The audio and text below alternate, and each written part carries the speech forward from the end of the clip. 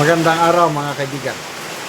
Bigyan natin ng reaction opinion itong mga napaka-importanting pahayag ni Presiding Officer Senator Escudero sa impeachment trial ni VP Sara kahapon.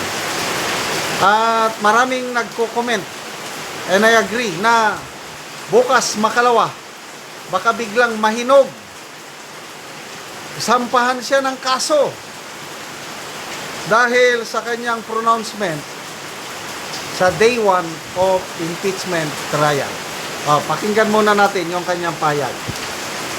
As presiding officer, I shall do my part to uphold the fairness and integrity of this process and shall see it through to its proper conclusion.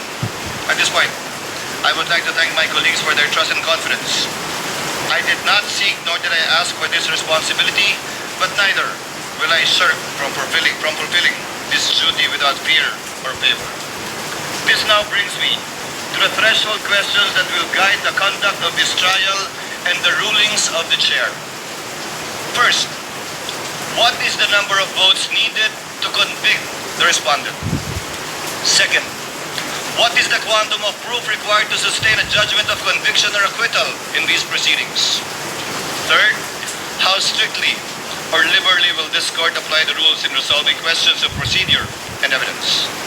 On the first issue, the Constitution provides that no person shall be convicted without the concurrence of 2/3 of all the members of the Senate. Yun.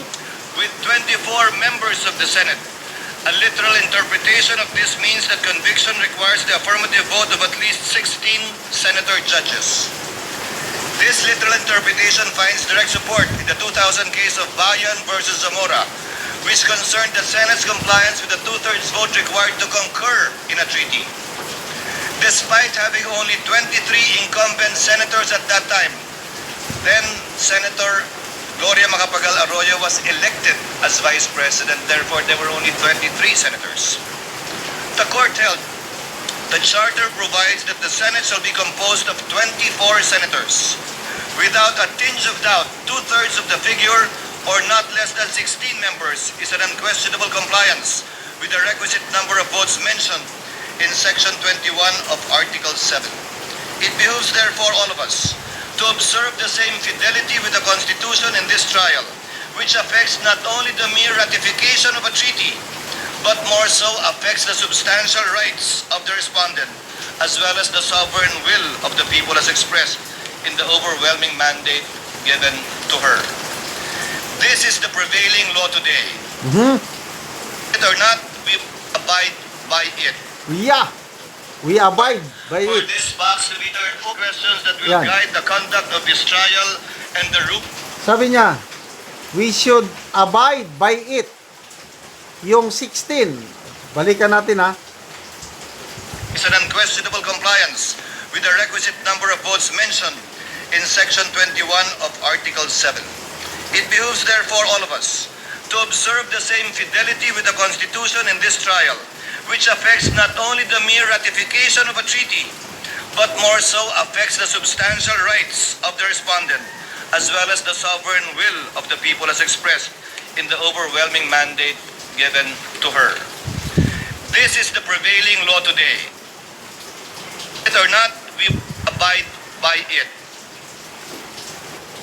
We should abide by it.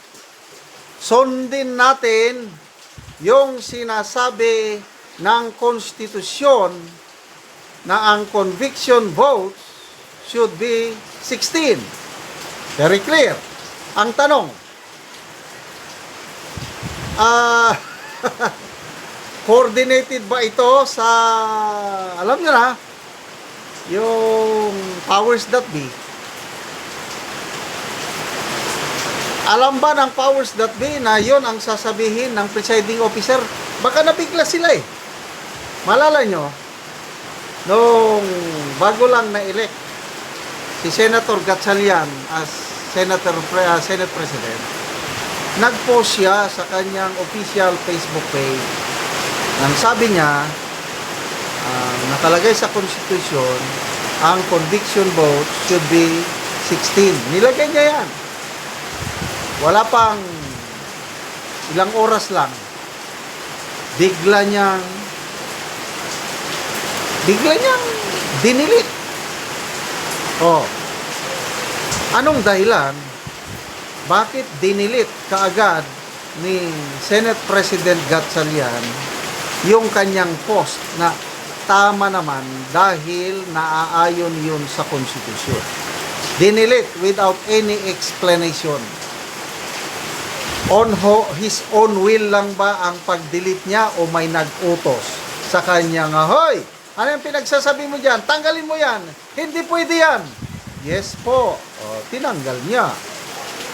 Mamaya si Luistro, yung lead prosecutor, nagsalita na hindi naman ganyan ang sinasabi ng konstitusyon na yung all ay 24. Pwedeng diba? So, ano ba? Yung bang pahayag ni Presiding Officer Escudero is coordinated sa grupo nila. Alam ng nasa taas nila. Alam niyo naman, Senate of Malacanang, di ba? Ganon ang akusasyon ni Senator Cayetano sa kanila. Alam ba nila sa taas na ganon ang i-announce o ano yun, posisyon susundin ng presiding officer? Alam ba? O baka hindi? Nako, delikado. Kasi kung hindi alam ng nasa taas, baka mamaya. Huwag naman sana. Kasi baka biglang buhayin yung kaso eh. Oh, ito, sa mga comments, ang daming nagko-comments. Basta baka buhayin yung kaso mo. Ano ba? Oh, Lechara di Makulangan. Yung biglang hinog na naman kaso niya. Ano ba? Oh, magkakagulatan to sa huli. Balik bakod. Hoping Cheese can hold his decision. 16 votes needed until the end. Sana nga. Baka nga sa kalagitnaan ng trial, magbabago siya eh. Ano kayo mangyari pag, as presiding officer, I changed my mind.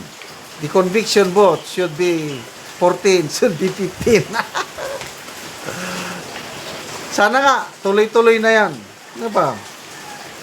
Ito pala ang plano, ipadala si Cheese para maging presiding officer. Kunwari, lipat bakod, yun pala, nasa plano. What a plot twist. Sana nga. So, palpal si Luistro dito, 16 ang kailangan. So, ito, bukas, hinog na ang kaso mo, sir. Sabi ni Junjun Bayon. Sana naman, wag nang magpapadala. As presiding officer, I shall do my part to uphold the fairness and integrity. Sana wag nang magpapatakot si Presiding Escudero. Tuloy-tuloy na yan. Makakabawi ka, Senator Escudero, sa taong bayan. Pag tuloy-tuloy yan, huwag mong baguhin yung conviction votes. Lalo na kung ang boto ni Escudero is acquittal or abstention. Makakabawi si Escudero. Salamat mga kaibigan sa inyong pagsubaybay sa channel nito. Nakakatulong kayo ng malaki sa tribong Talandig ng Bukidnon dahil ang income natin sa channel na ito is pantulong po sa tribo. Namimigay tayo ng libreng yero at pako para makapagpatayo sila ng mas maayos na tirahan. Panoorin nyo ang video na ito. Ay, salamat yun sa Ginoo kay sugat nga pagpili na ako diri sa kaiton karon pag ito nagkabalay kay sige gid ko bloon sa akong ginikanan. Karon niyan akong balay diri. Ga Nagpatin. Pan. Oo. Salamat yun sa sponsor ani. Inaot unta nga siya pananginan sa Ginoo. Nga dagang pagmatabangan nga mga tao. So pila na day ka tuig ya nga nagluon ka sa imong mama nga kay balay? Napulo na katuig. Napulo na ka tuig, so karon pa ka makabalay. Karon pa. Salamat yun sa tabang sa sin kay kung wala pa ang tabang sa sin, di pa gid ko kabalay. Salamat yun sa nag-sponsor ani. Tungod sa kalisod, kung wala ang tabang nga sin, di pagid ko ani ka balay. Oo. Lagi ah. Pila naman imong anak ya? Isa. Isa. Isa imong anak so permente ra ka nagaloon so karon pa ka makabalay. Opo. Salamat gid ani nga tabang nga sim kay inaot unta nga daghang pa nga matabangan sama nako nga nanginhanlan. Oo, lagi ah. So magatop na ka karon ya. Matap na ko karon. Oo. Asa na imong asawa ya? Para sa balay. Ay naa sa balay. Sige, salamat. Salamat kaayo, God bless.